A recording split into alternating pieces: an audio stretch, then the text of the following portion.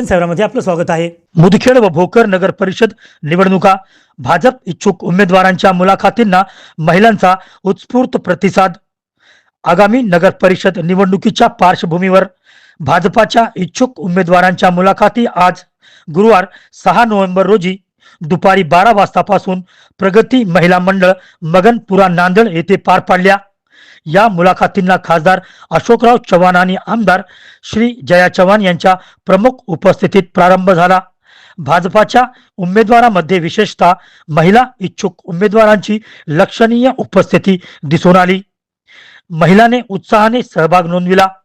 भाजपाकडून मुदखेड आणि भोकर नगर परिषदेसाठी उमेदवारी मिळविण्यासाठी इच्छुक उमेदवारांमध्ये चुरस निर्माण झाली आहे।